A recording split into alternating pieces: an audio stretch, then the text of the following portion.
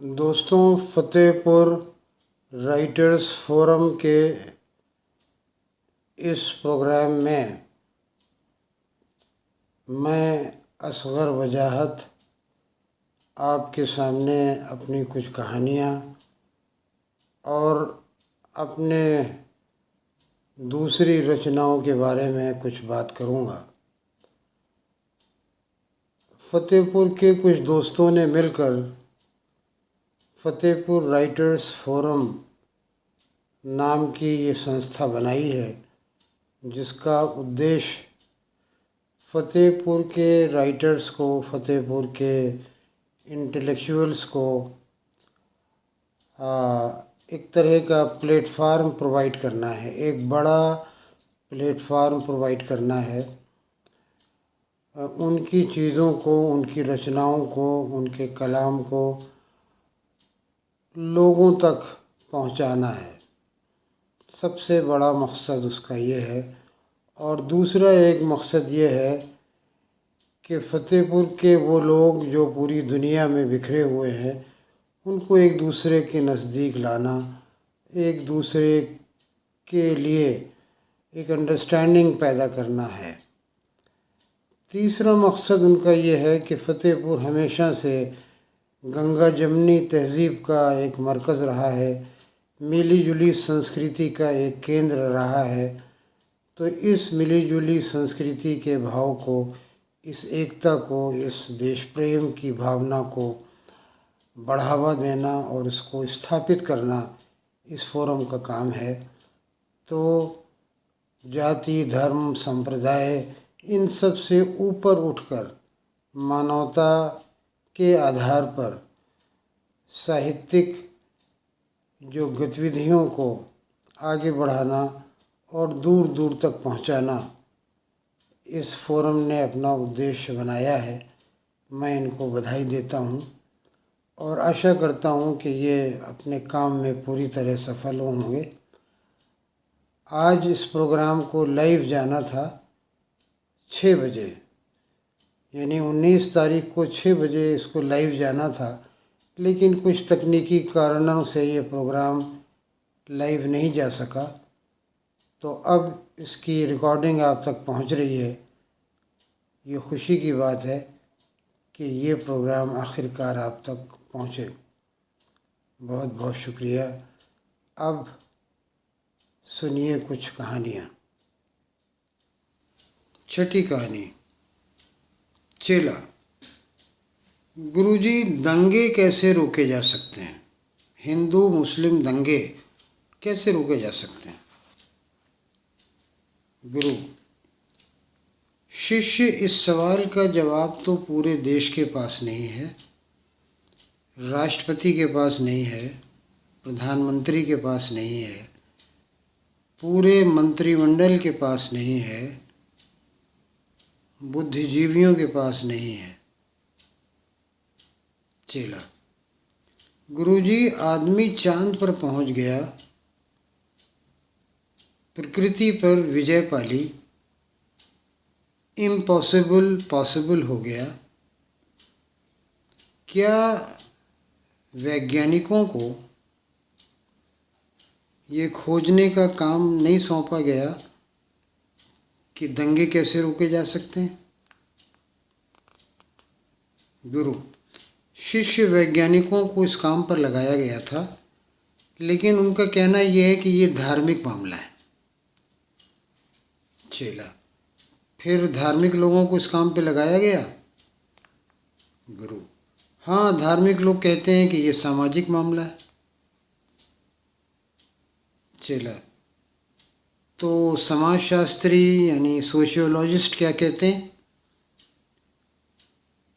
गुरु, sociologist कहते हैं कि ये पॉलिटिकल मामला है।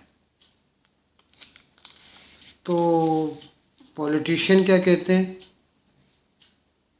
पॉलिटिशियन कहते हैं कि ये कोई मामला ही नहीं है।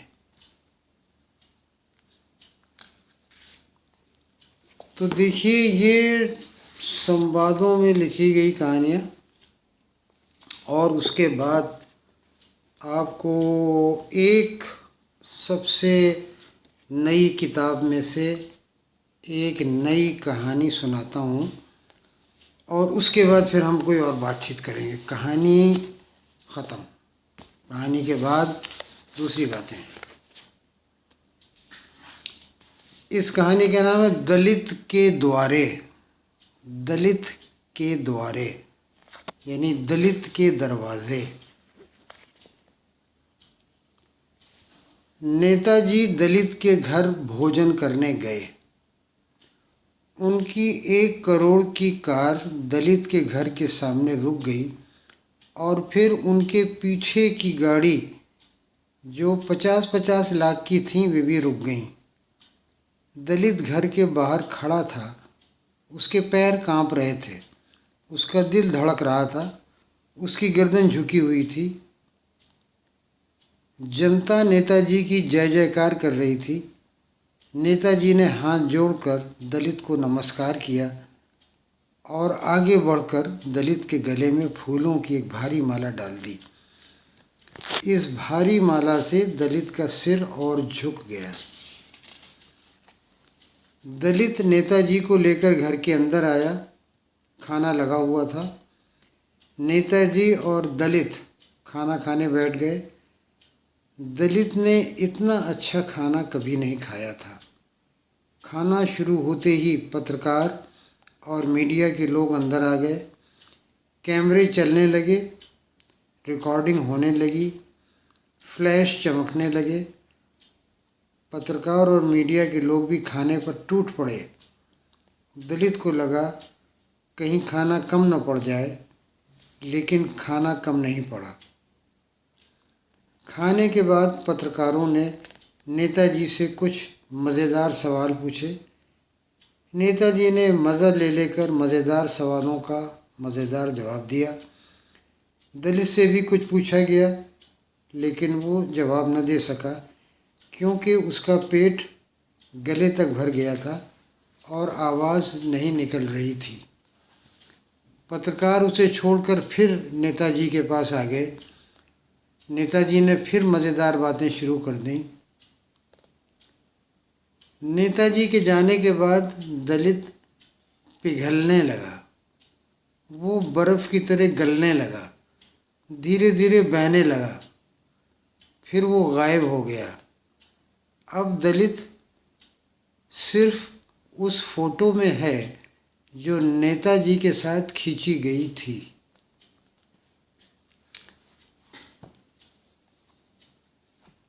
इस कहानी के बाद अब कुछ बातचीत होगी।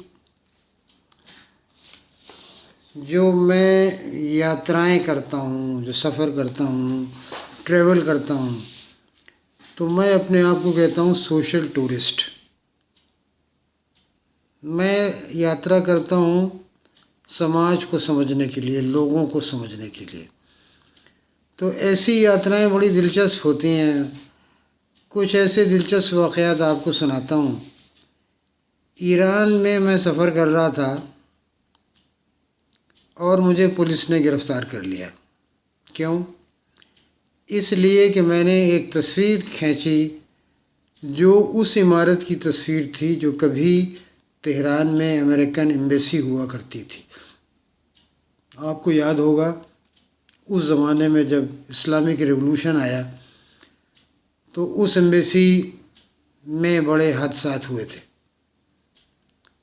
उसकी मैं तस्वीरें खींच रहा था। मुझे ये पता नहीं था कि क्लोज सर्किट टीवी कैमरे से उस इमारत के चारों तरफ निगरानी हो रही है। तस्वीरें खींच के मैं कुछ ही दूर आगे बढ़ा था कि 3 कुछ मलेशिया के आर्मी जैसे लोग आ गए और उन्होंने मुझसे कहा कि फ़ोटो। मैंने कहा कि यस। एक ने मेरा बैग ले लिया, एक ने कैमरा ले लिया, एक ने मेरा हाथ पकड़ लिया और सीधे पुलिस स्टेशन। पुलिस स्टेशन में शायद ये पहले से ख़बर कर दी गई थी कि एक किसी ख़तरनाक किस्म के मुजरिम को लाया जा रहा है। इसलिए वहाँ एक पैनल बैठा हुआ था ऑफिसर्स का। सवाल जवाब शुरू हुए, सामान की तलाशी शुरू हुई, कैमरे को खोल के उसकी रील निकाली गई, वगैरह वगैरह वगैरह। बड़ा लंबा किस्सा है, लेकिन होते हुआते क्या हुआ कि उन्हें कुछ देर में पता चला कि मैं ख़तरनाक मुजरिम नहीं बल्कि एक सयाह हूँ, और वहाँ से निजात पाई। उन लोगों ने मुझे छोड़ दिया। ये एक छोटा सा वाक़या था। देखिए, मुझे उन जगहों पर जाने का ज़्यादा शौक़ है जहाँ आम तौर से सयाह नहीं जाते, जहाँ टूरिस्ट नहीं जाते। देखिए, सयाहत करना मुझे पसंद नहीं है इस तरह से कि गए आपने 1.5 दिन में 2 दिन में शहर देखा और उसके बाद लौट गए। इससे अच्छा ये है कि आप गूगल पर देख लीजिए पूरी दुनिया, क्यों जा रहे हैं। अगर सिर्फ इमारतें ही देखना है, शहर ही देखना है, तो आप देख सकते। मैं देखना चाहता हूँ लोगों को, उनकी ज़िंदगी को। यूरोप में एक इलाका कहलाता है मरामरोश। ये रोमानिया और यूक्रेन के बॉर्डर पर है, सेंट्रल यूरोप में, या ईस्टर्न यूरोप कह सकते हैं आप। ये इलाका यूरोप की हिस्ट्री की खिड़की कहलाता है, हिस्ट्री की विंडो कहलाता है। यहाँ मैं गया, दिलचस्प एक वाक़या है। एक गांव में पहुँचे हम लोग। हमने सुना था कि गांव में एक बड़ा अजीब किस्म का कब्रिस्तान है जो पूरी दुनिया में मशहूर है, लोग उसको देखने जाते हैं। खैर, तो इस इलाके में क्या है कि लकड़ी के घर हैं लोगों के, घोड़े से खेती के काम होते हैं, घोड़े गाड़ी आपको सड़क पे दिखाई देती है चलती हुई, वगैरह वगैरह। तो हम सुबह सुबह गांव में पहुँचे, मैं और मेरे साथ एक मेरे गाइड थे, दोस्त थे। तो हम भूखे थे, हमने एक स्टोर से सामान ख़रीदा और हमने स्टोर वाले से पूछा कि भाई हम कहाँ बैठ के खा सकते हैं। तो उसने कहा कि सामने वाले घर में चले जाओ। घर में चले जाओ? हाँ हाँ, घर में चले जाओ। हम फाटक खोल के अंदर पहुँचे तो देखा कि किसान का घर है। एक शेड पड़ा हुआ था, उससे मिला हुआ मकान था। शेड में खेती किसानी का बहुत सा सामान रखा था। एक बूढ़ी औरत निकल के आई, काले कपड़े पहने हुए। उससे हमने कहा कि हम यहाँ बैठ के क्या खाना खा सकते हैं? तो उसने कहा हाँ ज़रूर। कुर्सी मेज़ शेड के नीचे पड़ी थी, हम वहाँ बैठ गए। हमने खाना निकाला। हम खाना खाना शुरू करने वाले ही थे कि वो बूढ़ी औरत अंदर से एक ट्रे में खाने का बहुत सा सामान लेकर आई और हमसे कहा कि हमारे घर में अगर खाना खा रहे हो तो वो हमारा खाना होना चाहिए, हमारा खाना होना चाहिए। तुम अपने खाने को पैक करो, इसे कहीं और खाना, हमारे घर में बैठ के तुम हमारा खाना खाओ। देखिए, वो कहते हैं ना कि सफ़र है शर्त, मुसाफिर नवाज बहुतेरे, हज़ार हा शजरे सायादार राह में हैं। तो इस गांव के जिस कब्रिस्तान की मैं बात कर रहा था, उसका नाम जो है वो एक बड़ा अजीब सा उसका नाम है। और इसमें जो मशहूर चीज़ थी, इसमें जो बहुत मशहूर चीज़ है वो एक ऐसा कब्रिस्तान है। कैसा है बताता हूँ आपको। गांव के जो पेंटर थे, जो पेंट करते थे, तो इतने अच्छे आदमी थे कि कोई मर जाता था गांव का आदमी और कब्रिस्तान में दफन होता था और उसके ऊपर लकड़ी का क्रॉस लगाया जाता था। तो वो क्रॉस के ऊपर तारीख डाल के और कुछ फूल पत्तियाँ बनाते थे। फिर ये उस आदमी की तस्वीर बनाने लगे जो मरा। फिर इन्होंने सोचा कि ये आदमी करता क्या था, तो उसके पेशे से मुताल्लिक़ उसकी तस्वीर बना के उसी क्रॉस के ऊपर बनाने लगे। फिर इन्होंने सोचा कि वो मरा कैसे था, मरने की क्या वजह थी, तो फिर वो एक ऐसी तस्वीर बनाने लगे जिसमें मरने वाले का काम, मरने वाले के मरने की वजह, मरने वाले की तस्वीर, ये सारी चीज़ें। तो वो एक रंगीन किस्म का कब्रिस्तान है।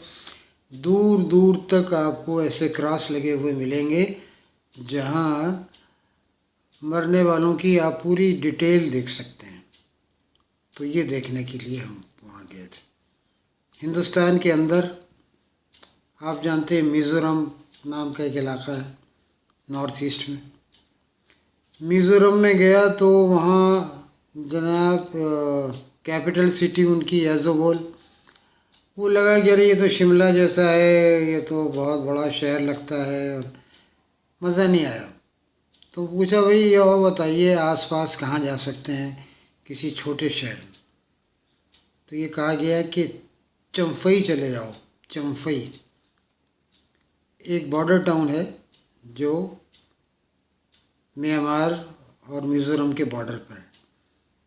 वहाँ चले गए।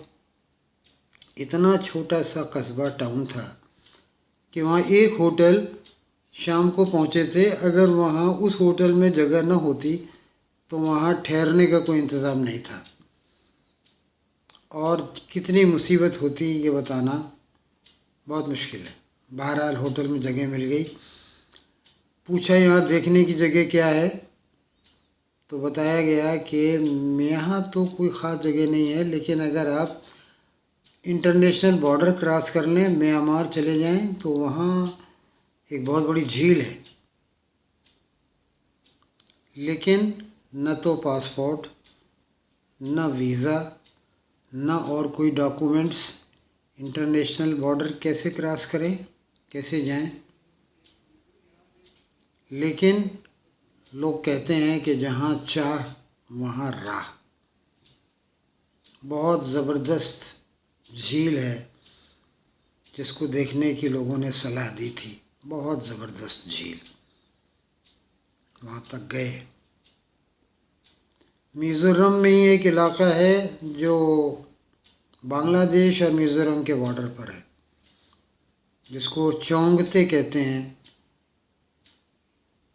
ये गांव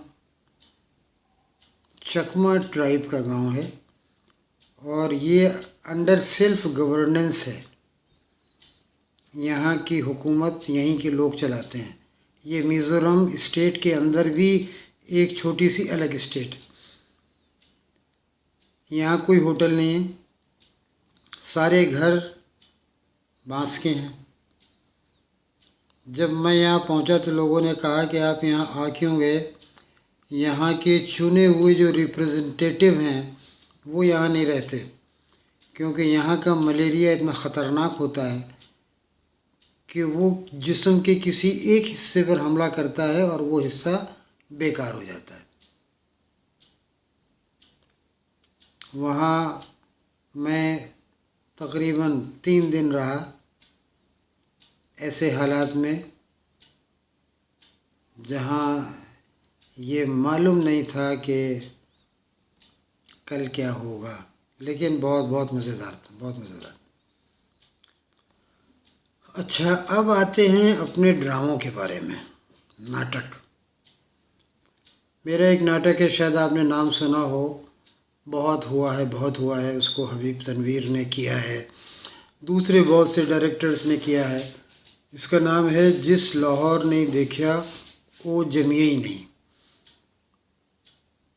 इससे जुड़ा हुआ एक बड़ा दिलचस्प किस्सा है।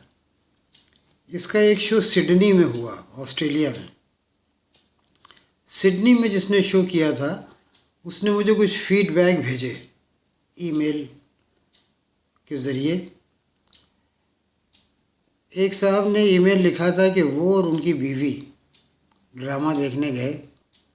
उनकी बीवी को एक बीमारी थी जिसको आई डक बीमारी कहते हैं, जिसमें आँखें सूखी रहती हैं, सूखी, और एक ऑपरेशन के ज़रिए कोई नर्व खोलनी पड़ती है ताकि आँखों में हल्का सा पानी आ सके। तो ये ड्रामा देखने गए और ड्रामे के कुछ सीन देखकर इनकी बीवी पर इतना असर हुआ कि वो रोने लगीं, काफ़ी रोईं।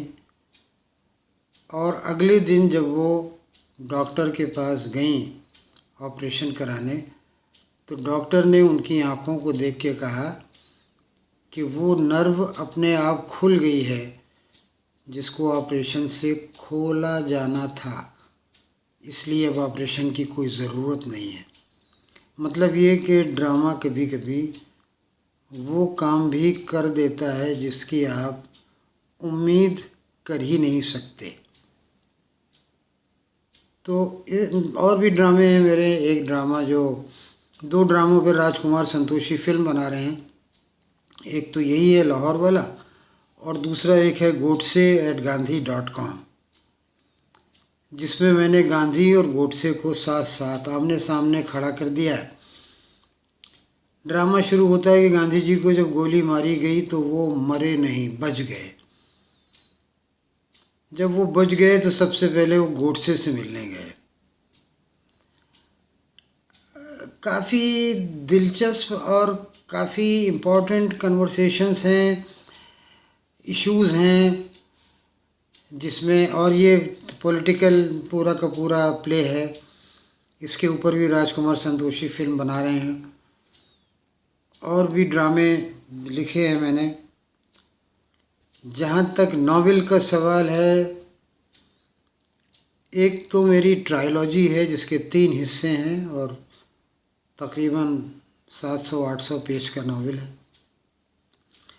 एक नॉवेल मेरा जो है वो 7 आसमान के नाम से है। एक नॉवेल जो है वो है मेरा जिसका नाम है पहर दोपहर। एक नॉवेल मन माटी है जिसमें एक बड़ा दिलचस्प किस्सा है जिससे का ताल्लुक़ फ़तेहपुर से, क्योंकि ये फ़तेहपुर लिटरेरी फोरम है तो आप लोगों को मज़ा आएगा। अमेरिका में मैं कुछ पाकिस्तानी स्टूडेंट्स के साथ ठहरा। उनमें 2 तो पंजाबी थे और एक मुहाजिर था। पंजाबी तो शाम को चले गए, मुहाजिर वहाँ रुक गए। उनसे मैं बात करने लगा तो मैंने उनसे पूछा कि आपकी फैमिली के लोग कहाँ से पाकिस्तान गए थे। तो उन्होंने इस सवाल का जवाब बड़े रूखे तरीके से दिया। उन्होंने कहा कि इंडिया से। मैंने कहा इंडिया में कहाँ से? तो और रूखे तरीके से उन्होंने कहा यूपी से। मैंने कहा यूपी में कहाँ से? कहने लगे आपको पता नहीं होगा, एक छोटा सा शहर है। मैंने कहा फिर भी क्या नाम है? कहने लगे वो इलाहाबाद कानपुर के बीच में है, फ़तेहपुर। मैंने कहा वहाँ का तो मैं हूँ, मैं वहीं का हूँ। अब मेरा ये कहना था कि उनका पूरा रवैया बदल गया। वो बिल्कुल चुप हुए और ज़रा देर के बाद मुझसे बोले, फ़तेहपुर के बीच शहर से क्या जीटी रोड गुज़रती? मैंने कहा हाँ। कहने लगे क्या कोई मोहल्ला वहाँ आबू नगर नाम का है? मैंने कहा हाँ है। उन्होंने कहा क्या वहाँ कोई पुराने मकबरे? मैंने कहा हाँ हाँ पुराने मकबरे थे, हैं। मैंने उनसे कहा कि तुम फ़तेहपुर कभी गए हो? उन्होंने कहा नहीं। मैंने कहा फिर तुम इतना फ़तेहपुर के बारे में कैसे जानते हो? तो उसने कहा कि मेरी दादी बचपन में जब मुझे कहानियाँ सुनाया करती थी कराची में जब मेरी दादी मुझे कहानियाँ सुनाया करती थी तो वो कहानियाँ फ़तेहपुर की होती थीं। उन कहानियों में इन सब जगहों के नाम, लोगों के नाम आया करते थे। खैर, तो एक तकरीबन हाँ ट्रायलॉजी, और उसके बाद 2-3 नावल मेरे हैं, 5-6 नावल हैं। और दूसरी भी किताबें हैं। एक क्रिटिसिज्म के ऊपर किताब है। और बताता चलूँ आपको कि मैं, जैसे मैंने पहले कहा था कि कुछ विजुअल करता हूँ, 1-2 एग्ज़िबिशन्स हुई हैं मेरी यूरोप में, 1-2 दिल्ली में हुई हैं। तो ये सब काम है मिला जुला। फ़िल्मों के लिए भी मैंने लिखा है और कुछ फ़िल्में बनाई भी हैं, कुछ डॉक्यूमेंट्री बनाई हैं, एक सीरियल था उसमें भी काम किया, बनाया, लिखा। तो लिखने पढ़ने और मीडिया के काम में ही ज़्यादा वक्त गुज़रा है और अभी भी गुज़र रहा है। मुझे सुनने के लिए बहुत बहुत शुक्रिया, बहुत बहुत शुक्रिया।